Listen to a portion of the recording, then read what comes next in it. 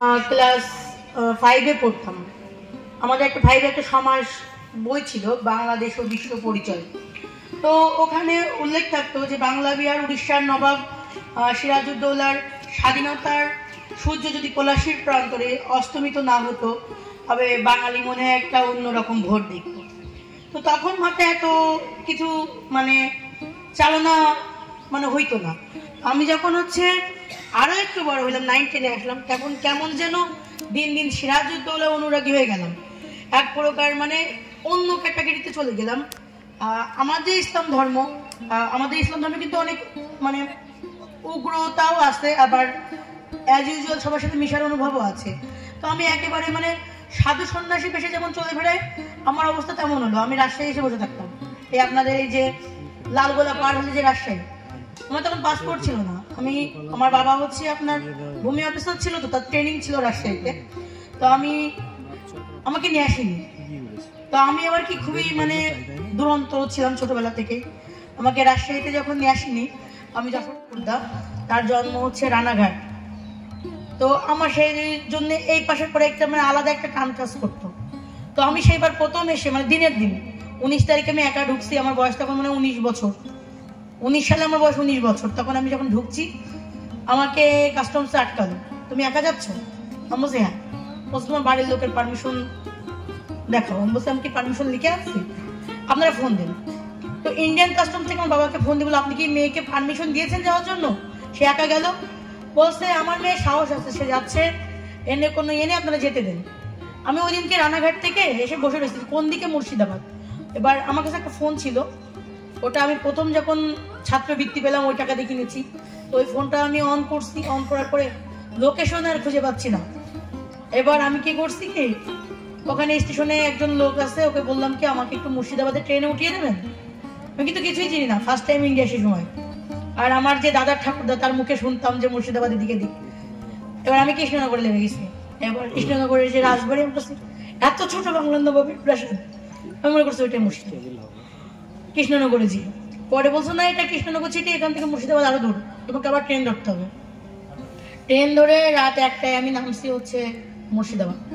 একা মেয়ে, কোনো কিছু করতে পারছি না। আর আমাদের সমাজে মেয়েদের একটু ডাউন করে দেখা হয়।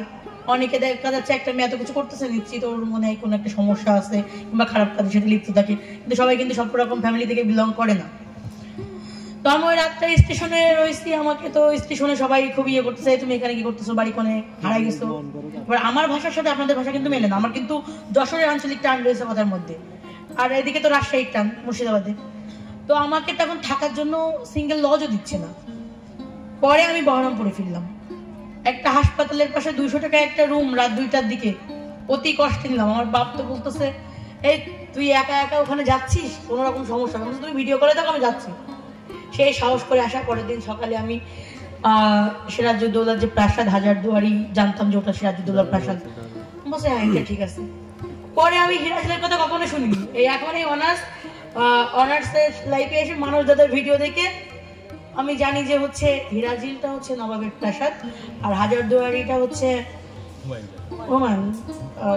হুমায়ুনজার। পরে আমার ইতিহাস সম্পর্কে ভুলভ্রান্তি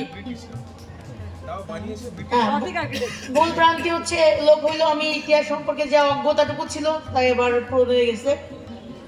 তো বেশিটুকু আর বলবো না। আমি মানুষের নিয়ে কাজ করি। আমাদের এলাকার যে ঋষি সমাজ রয়েছে এবং যে মতুয়া সমাজ রয়েছে, ওদের যে বিধবা মহিলাগুলো, ওদের নিয়ে আমি কাজ করি। আমার একটা রেস্টুরেন্ট আছে, সেখানেও তাদের নিয়োগ করা। আমার একটা সোনার দোকান আছে, সেখানেও তাদের নিয়োগ করা। আমার কর্মক্ষেত্রে আমি চেয়েছি আমার পিছিয়ে পড়া নারী জাতিটাকে আগিয়ে নিয়ে যাওয়ার জন্য। তো আমি এই নারীদের নিয়ে কাজ করি। আমাকে নিয়ে জাতীয় পত্রিকা প্রথম আলো নিউজ হয়েছিল, মাটির ব্যাংকে যশোরের সানজিদা জেরিন। তো ওই নিউজটা করার পরে আমার পিছনে তাকাতে হয়নি। আমার সবার কাছ থেকে হেল্প পাইছি, কিন্তু হেল্পের যে মূল শিকড়টা সেটা ছিল আমার বাবা। আমার বাবা বাংলাদেশ সরকারের একজন 2য় শ্রেণীর কর্মকর্তা। সে আমাকে, আমি যখন ইনকাম করতাম না, সেই কিন্তু আমাকে ব্যবসার পুঁজি দাঁড়িয়েছে। বলছে নিজের টাকায় লোককে সাহায্য করবা, পরের দিকে তাকালে তোমার সাকসেস কিন্তু হবে না, আগে তুমি নিজেই করো। তো আমি হেল্প করতাম, টুকিটাকি হেল্প করতাম। কিন্তু এই করোনাটা আসার পরে আমি প্রায় 6.5 লাখ টাকা কালেকশন করছিলাম। উপরওয়ালা জানে আর আমি জানি যে কতটা স্ট্রাগলের মধ্যে করোনার টাইম আমাকে যেতে হয়েছে। 6.5 লাখ টাকা ওই সময় আমার পক্ষে, আমার 20 বছর বয়সে আমার পক্ষে অ্যারেঞ্জমেন্ট করা খুবই দুঃসাধ্য। আমি আমার মাটির ব্যাংক ভেঙেছিলাম, আমার 4 বছরে 4টা মাটির ব্যাংক হয়েছিল, আমি একটাও ভাঙিনি ল্যাপটপ কিনবো বলে। সেই আমি মাটির ব্যাংক 4টা ভাঙলাম, 1,30,000 টাকা ওটা থেকে পেলাম। বাবা দিল হচ্ছে 2.5 লাখ মতো, আর আমার একটা ভাইয়া আছে, ও বাংলাদেশ মানে দলীয় আওয়ামী লীগ দলীয় মানে একদম কেন্দ্রীয় কমিটির এক নেতা, আমি নাম বলবো না কারণ তার নামটা আমার বলা নিষেধ রয়েছে। একটু আগেও সে ওয়ার্নিং দিয়ে গেল আমার নাম যেন ওখানে বলতে বলে ফেলিস না, কারণ ঊর্ধ্বতন কর্মকর্তা তো সরকারের সাইডে, তো সে আমাকে 2.5 লাখ টাকা দিয়েছিল। এটা দিয়ে আমি করোনাকালীন সময় হচ্ছে মানুষের পাশে দাঁড়িয়েছি। আমি কিন্তু আমার বাংলাদেশের মানুষের পিছনে দাঁড়িয়ে থেমে নেই। আমি ইন্ডিয়াতে এসে রানাঘাটে টানা 1 সপ্তাহ মানুষের বাড়ি বাড়ি যে খাবার দিয়েছি করোনার সময়।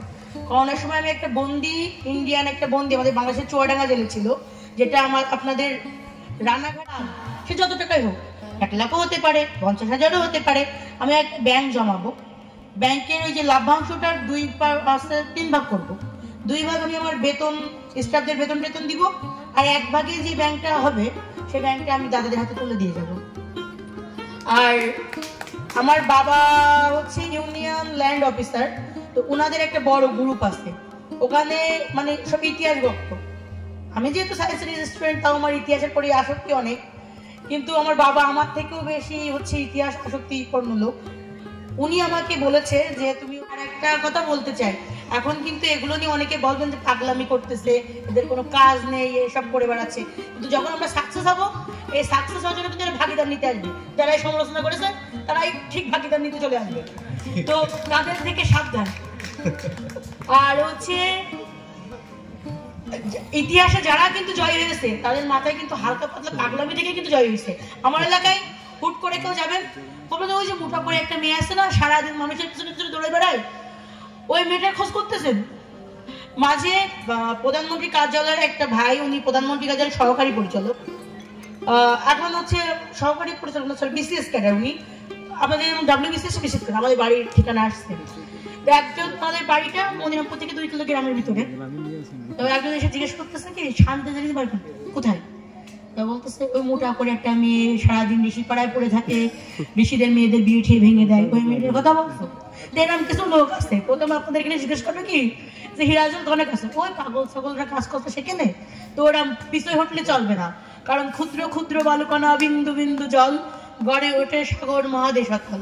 সবাই যখন এক হয়ে কাজ করবেন তখন এইসব পিছু লোকের কথাগুলো আপনারা টান দিয়ে উঠতে পারবেন, কারণ পাশের লোকে কিছু বলে, নিন্দুকের কাজই তো নিন্দা করা, কিন্তু আমরা মানুষে কেন তাদের স্পেস দৌড়াবো, আমরা আমাদের লক্ষ্যের দিকে আগাবো। লক্ষ্যবস্তু হলি এই পর্যন্তই শেষ, এই দেখায় ভিডিও দেখায় আসা খাওয়া দাওয়া এই পর্যন্তই।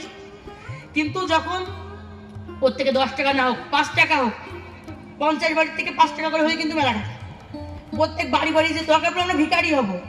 আমাদের নেতাজি সুভাষচন্দ্র বোস, আমি একটা বইতে পড়ছি, ভোটের আগে যখন এই যে আজাদ হিন্দ ফৌজ গঠন করছিল, তখন কিন্তু একটা ভিক্ষুকের কাছ থেকে কিন্তু সে টাকা নিয়েছিল।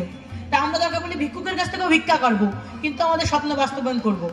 জয় বাংলা, বাংলাদেশ, এবং মানে বাংলাদেশ না, অবিভক্ত বাংলার জয় হোক।